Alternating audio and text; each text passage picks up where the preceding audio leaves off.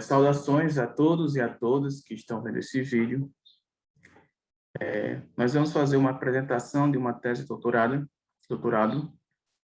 sobre as etapas do tempo crítico da psicanálise, o processo dialético e o perfil epistemológico, estratégias de ensino que podem subsidiar o pesquisador na avaliação do processo de aprendizagem. Essa apresentação ela é para a cadeira de Metodologia para o Ensino de Física 4, do curso de Licenciatura Plena em Física da UEPB Campus Patos. Eu, Júlio César e a Dijane Rodrigues vamos apresentar essa tese a partir de agora. Sobre os autores, o capítulo ele foi escrito por 3 autores, Moacir Pereira de Souza Filho, Sérgio Luiz Bragato Góes e João José Caluzi. Moacir ele possui graduação em licenciatura em Física e em Tecnologia dos Sistemas Elétricos, modalidade eletrônica, tem mestrado e doutorado em Educação para a Ciência pela Universidade Estadual Paulista. Sérgio é graduado em licenciatura em Física pela Universidade Estadual Paulista, tem mestrado e doutorado em Educação para a Ciência também pela Universidade Estadual Paulista. João é bacharelado, mestrado e doutorado em Física pelo Instituto de Física Glenn Watson, na Universidade Estadual de Campinas. Contextualizando o problema de pesquisa. O artigo ele começa abordando as dificuldades presentes na aquisição de conceitos científicos por parte dos indivíduos, afirmando que tais dificuldades elas vão ocorrer tanto em um nível ontológico quanto epistemológico. Ou seja, essas dificuldades que alguns indivíduos apresentam para aprender certos conceitos, científicos são inerentes deles próprios, não vão depender da complexidade dos fenômenos, mas está ligado com o próprio sistema cognitivo desse aluno. Essas dificuldades, segundo Martins, elas podem ser analisadas à luz das concepções alternativas,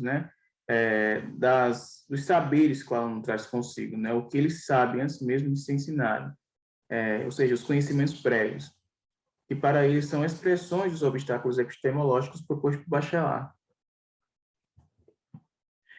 Vários estudos mostram uma relação entre o conhecimento elementar do aprendiz, apresentando algumas tendências do pensar, ou seja, o indivíduo constrói pensamentos dominados por obviedades, que faz o aluno substancializar noções abstratas.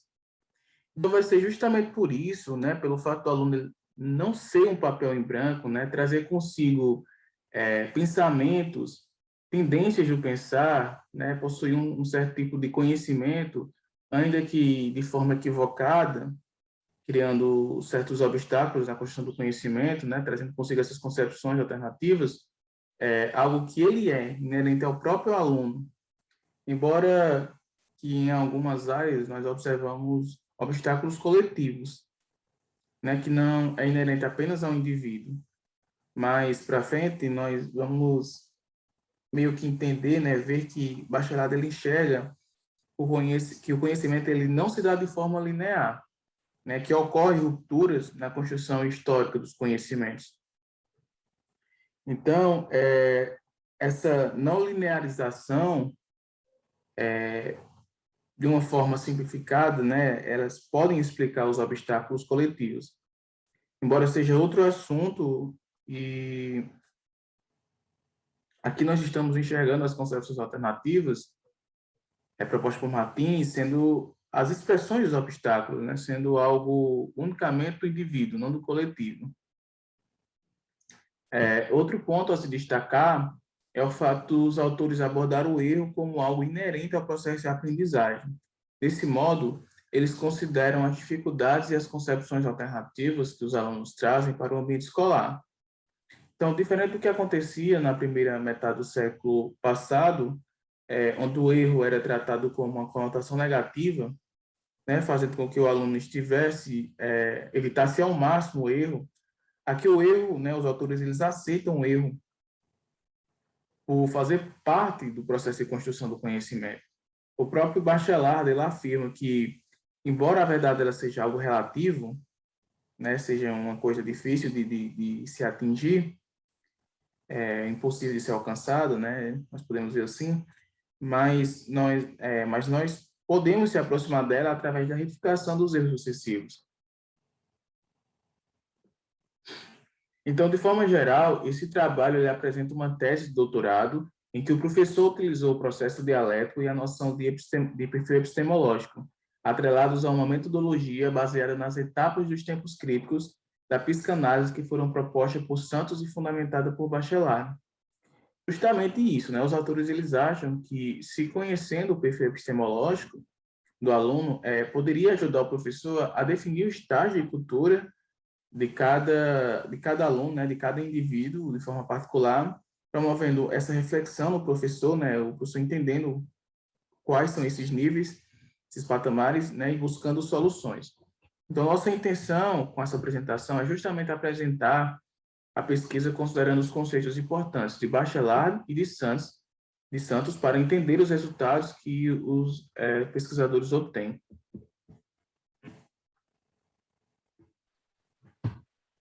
Uma breve recorrência histórica do conteúdo ministrado. Durante muito tempo, a eletricidade e o magnetismo eles foram considerados ramos distintos de estudo, sem nenhuma evidência da relação entre eles. Na antiguidade, já se sabia-se que um minério chamado magnetita ele tinha propriedades atrativas. Ele atraía objetos ferrosos. E que uma resina endurecida, denominada de âmbar, ela também possuía propriedades atrativas. Mas, diferente da magnetita, essa resina ela só adquiria essas propriedades ao ser friccionada a outro material. No final do século XVIII, Coulomb ele já havia demonstrado que a força magnética e a força elétrica obedeciam à lei do inverso do quadrado da distância, obedecendo à teoria da ação à distância. Ou seja, as interações físicas elas ocorrem de forma instantânea e sem a intervenção de um agente intermediário. Até o momento, né, não se tinha ideia da relação entre a eletricidade e o magnetismo. Foi só a partir do início do século XIX que os cientistas eles começaram a se questionar sobre essa relação. Ok. E foi no ano de 1820, né, com o cientista dinamarquês Ørsted, ele mostrou que um fio conduzido uma corrente elétrica constante era capaz de atuar sobre a agulha magnética de uma bússola colocada em suas proximidades. Para ele, né, havia uma espécie de conflito elétrico que atuava no fio e no espaço adjacente a ele. A partir, né, dessas ideias de Ørsted, muitos pesquisadores eles começaram a estudar o problema da transmissão da força magnética do fio percorrido por uma corrente até a agulha magnética da bússola. E um desses pesquisadores foi o Faraday. Ele viu nas explicações de Ørsted linhas físicas da força magnética no entorno dos corpos atuantes. Mais tarde, o cientista Maxwell ele desenvolveu matematicamente as ideias de Faraday por meio de sua teoria de campo eletromagnético. O campo aqui ele está no sentido de espaço entre os corpos elétricos ou magnéticos. O campo como sendo um meio éter. E a teoria de campo, né, essa teoria, ela diz que essas transmissões de forças ela ocorre por meio de vórtices e requer um tempo para que sua ação ocorra. Ok.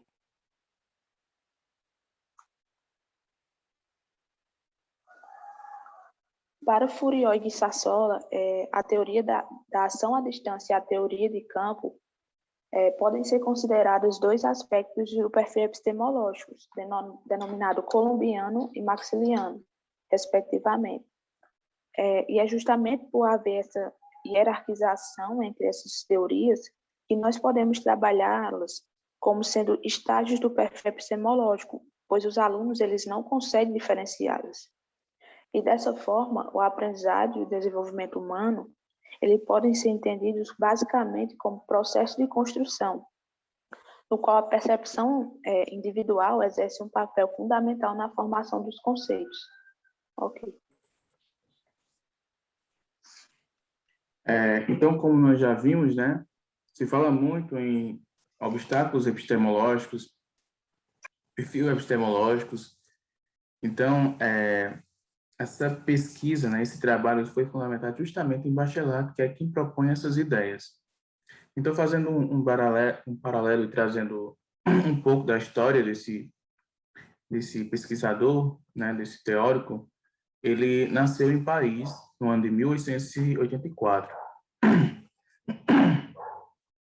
Ele era de origem muito humilde e almejava se tornar engenheiro. Contudo, né, nesse período do estopim da Primeira Guerra Mundial, ele acabou abrindo mão desse sonho. Então, como esse sonho não pôde ser concretizado, ele focou nas cadeiras de Física e Química. Posteriormente, começou a estudar Filosofia. No ano de 1917, defendeu sua tese intitulada de Um ensaio sobre o conhecimento aproximado. Depois disso, dedicou toda a sua vida ao estudo da epistemologia, ao qual ele atribuiu obstáculos que era responsável pela estagnação do conhecimento. Ele faleceu no ano de 1962, na cidade de Paris. Então, Bachelard, ele tem seu ponto de vista entre o racionalismo e o realismo, né? Ele considera tanto o caráter objetivo como o aspecto subjetivo do sujeito. Para ele, o conhecimento, né, a construção desse conhecimento não se baseia apenas pela percepção ou pela sensação, nem apenas pelo idealismo, mas numa espécie de reflexão, né? Nessa reflexão que o indivíduo faz do todo. Ele faz também uma ligação entre a experiência e a razão, né? Uma espécie de mediação entre ambos os termos. Então, para ele também, né, o conhecimento científico, nessa perspectiva, possui um caráter inacabado, sendo que o conhecimento humano decorre da ligação entre a razão e a experiência, entre o erro e a verdade. Então, é nessa ocasião que se insere o processo dialético, né, cujo objetivo é reorganizar, né, organizar o saber para fazer ajustes, para fazer essa interligação, né, relacionando esses termos, para que ocorra, né, o processo de construção. Esse processo dialético entre o erro e a verdade, a razão e a experiência, mais tarde nós vamos debater um pouco sobre ele. Então, para Bachelard, o desenvolvimento científico não ocorre de maneira linear e acumulativa, como preconizava a filosofia tradicional, mas ele se desenvolve por mudanças bruscas ou revoluções. No próprio artigo, né, no próprio trabalho, os autores eles citam o exemplo da mecânica de Einstein, que rompe com as noções de espaço e tempo da mecânica newtoniana. Embora, né, apesar do rompimento, ambas podem coexistir, pois, em alguns casos, após esse rompimento, né, a forma antiga ainda continua sendo válida. Então, para Bachelard, uma simples posição filosófica não é suficiente para descrever as diferentes formas de raciocínio, quando se tenta explicar um conceito. Se nós pararmos para observar, né, como se dá a construção do conhecimento, como o próprio Bachelard ele afirma,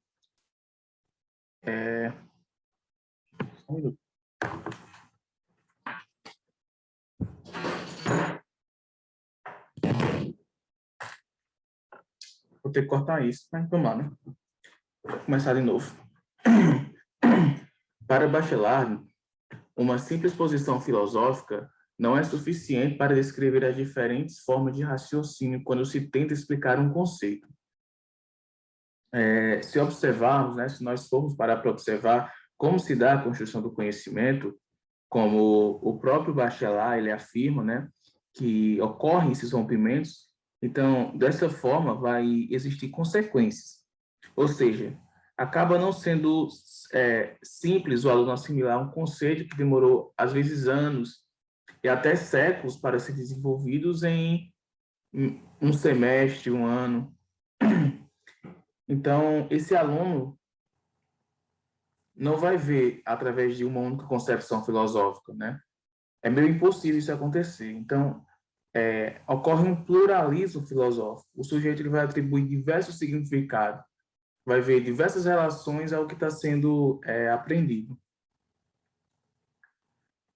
Martins observou que Bachelard estrutura o processo epistemológico da ciência, defendendo que existem certas fases que se sucedem ao longo da evolução filosófica do conhecimento particular, e que elas caminham hierarquizadas para uma coerência racional.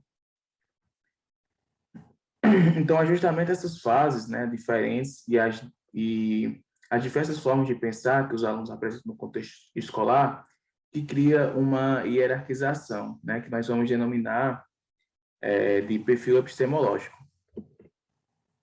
Então, em síntese, o perfil epistemológico se presta ao estudo da maturidade filosófica de um único conceito ou para representar os diversos pensamentos na psicologia do espírito, sendo válido para examinar o estágio particular da cultura do indivíduo. Então, aqui nós temos um esboço de um perfil epistemológico genérico, né? No eixo X, encontra-se essas diferentes zonas, né? Podemos denominar assim, zonas de perfis, né, epistemológicos, e no Y, a altura correspondente aos status que cada zona ela representa no sujeito, para o sujeito. Então, ele é construído de uma forma qualitativa, né? Ou seja, ele possui um caráter grotesco. Então, a gente tem que ter cuidado ao analisar esse perfil. Esse perfil acaba sendo muito influenciado pela experiência do indivíduo, né? Já que todo mundo ele difere na sua forma de pensar, de viver e de entender os conceitos. O professor Jaime, numa palestra do PP G100, traz um exemplo bem legal de Bachelard, né, sobre como ele difere essas zonas, né, como os indivíduos diferem essas diferentes zonas. Ele exemplifica trazendo a ideia da massa de uma maçã. Para o realismo ingênuo, quando você pergunta a uma certa criança para descobrir qual a maçã tem uma maior massa dentro de uma cesta, a criança vai associar que tiver um maior volume, né? Já para alguém que nele predomina o empirismo, ele pegaria a maçã na mão e iria associar a uma balança, né? Através da percepção, ele iria determinar a maior massa. Já no racionalismo simples, o indivíduo ele ia atribuir características matemáticas.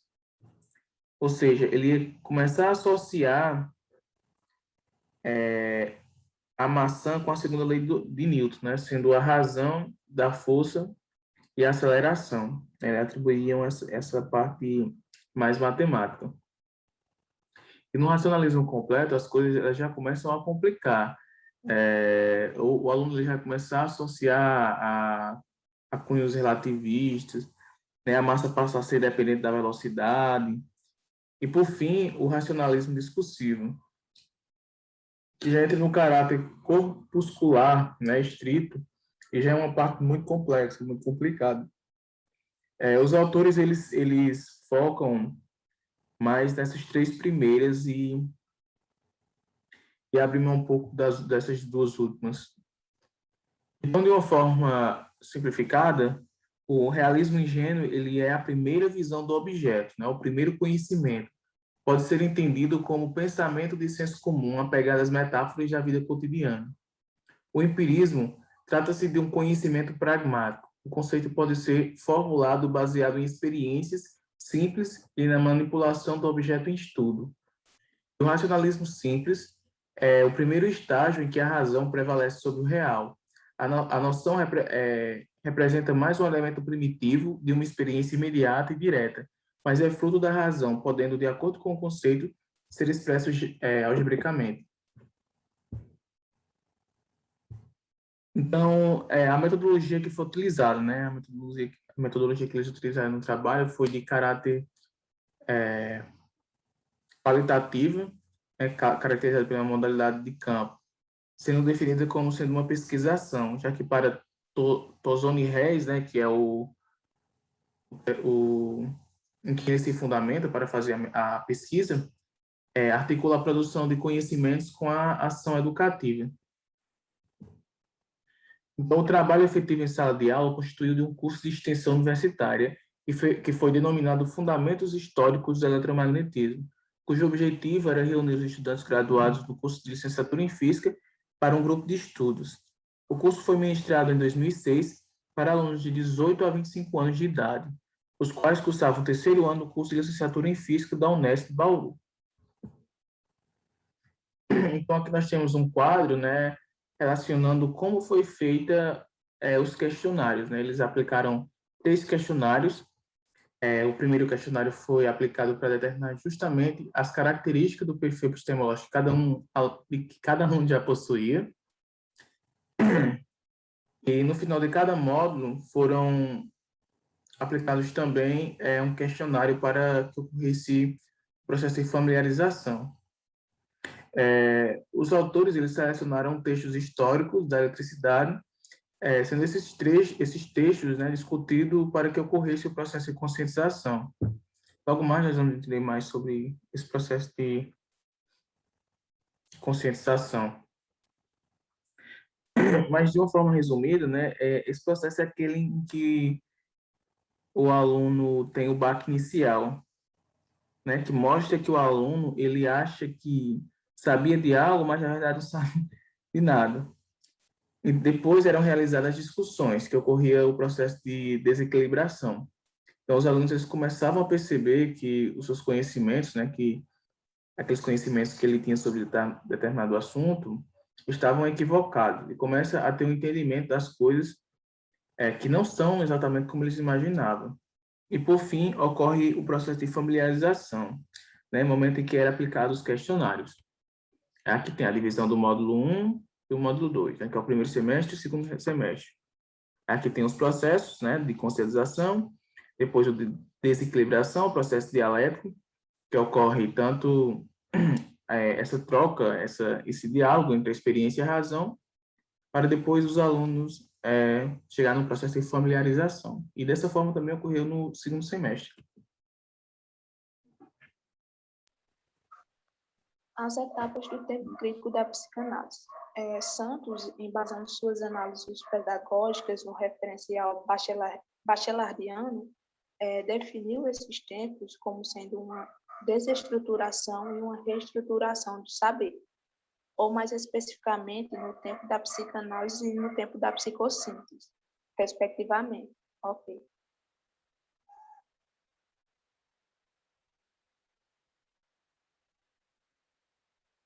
Esse quadro, né, ele apresenta uma estrutura simplificada dos tempos críticos da psicanálise e da psicossíntese.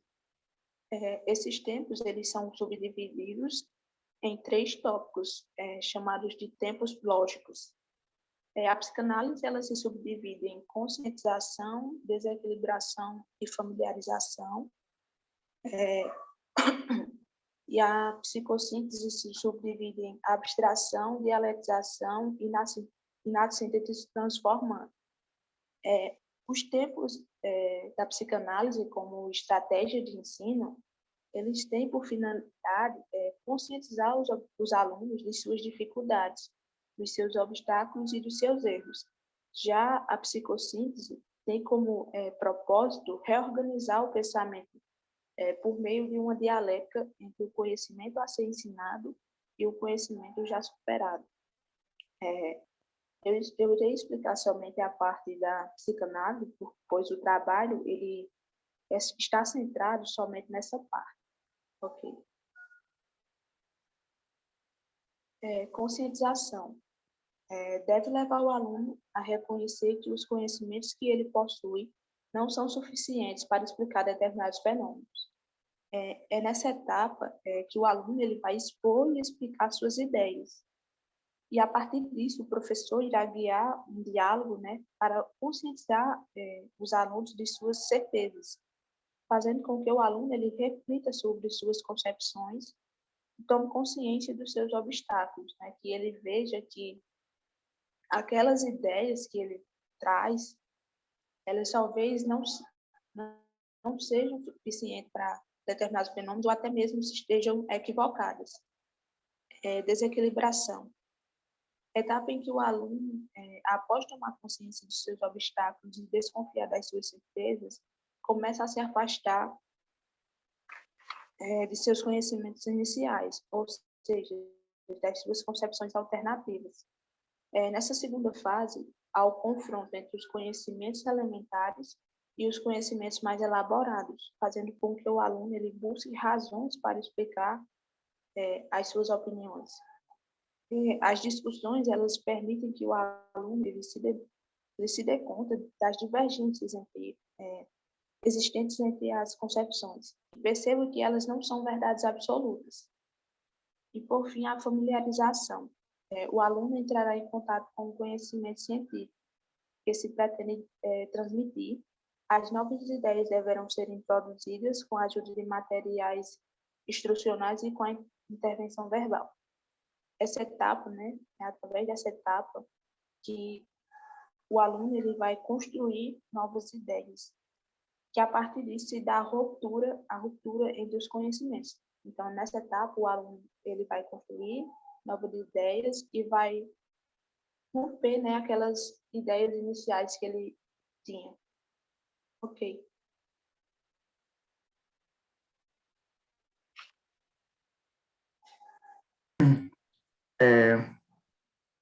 Apresentação dos resultados. Então, o que nós observamos foi que no questionário 1, alguns, né, 15% dos alunos, eles não apresentaram nenhum perfil definido, sendo que 25% apresentaram observação dos fenômenos, né, senso comum, 30% empirismo e 30% racionalismo. Já após ocorrer o processo de desequilibração e conscientização e desequilibração, né, no questionário M1, que é do módulo 1, nenhum aluno apresentou o perfil definido, 5,5% apresentaram o senso comum, 42% o empirismo e 52,5% o racionalismo. Né? No módulo 2, ali está módulo 1, mas é módulo 2, esse último, nenhum apresentou um perfil não definido, né? 5% apresentaram o senso comum, 33% o empirismo e 62% o racionalismo. Observando esse gráfico, nós observamos que, com o passar do tempo, os estudantes passaram a argumentar com um nível mais elevado. Se nós observarmos o racionalismo, ele teve um aumento considerável. Então, dessa forma, podemos perceber que foi possível verificar que o processo dialético entre a razão e a experiência contribuiu para que os alunos aumentassem, né, o patamar e suas zonas do perfil epistemológico.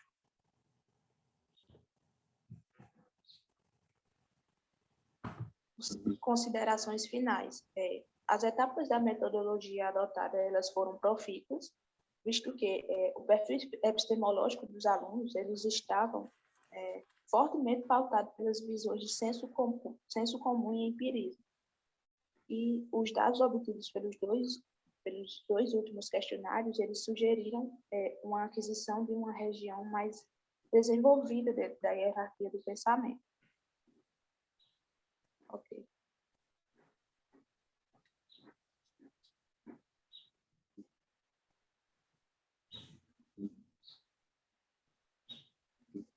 Eu espero que vocês tenham entendido e tenham gostado da apresentação. E obrigado por terem assistido até aqui.